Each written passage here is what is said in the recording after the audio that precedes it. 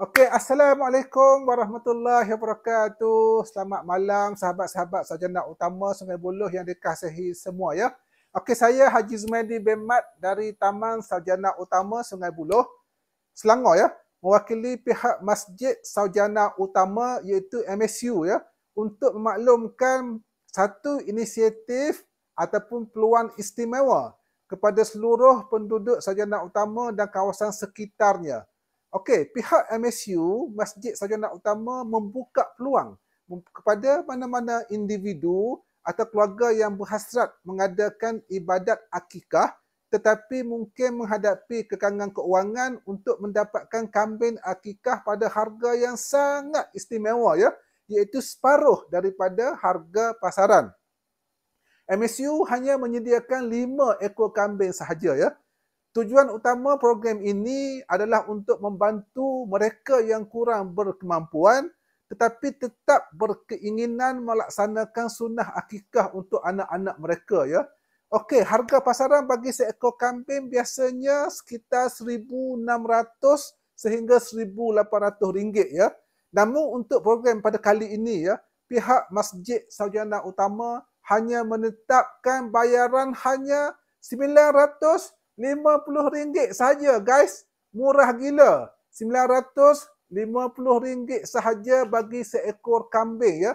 Sama harga 1/2 seekor lembu grade A yang akan dikorbankan di MSU nanti ya.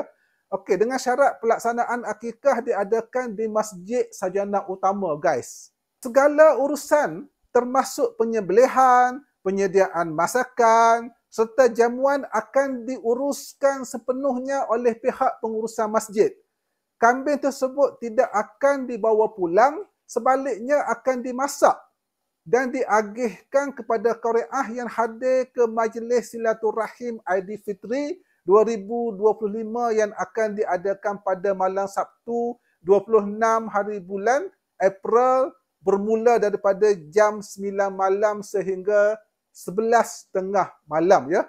Okey, kepada yang berminat guys, kepada yang berminat bolehlah menghubungi saya sendiri di nombor telefon saya 019-314-9197 ataupun person in charge di Masjid Sarjana Utama iaitu Encik Rosli Ibrahim kita di nombor yang tertera di bawah ni ya. Okey, nombor yang tertera di bawah ni. Boleh kontak Encik Rosli Ibrahim ataupun kontak saya. Untuk pendaftaran dan pembayaran, siapa cepat dia dapat. Kerana jumlah kambing adalah terhad kepada 5 ekor sahaja guys. 5 ekor sahaja. Okey, ambillah peluang keemasan ini guys. Satu inisiatif julung kali diadakan oleh pihak masjid sebagai usaha kita bersama mengimarahkan sunnah serta menyantuni komuniti setempat.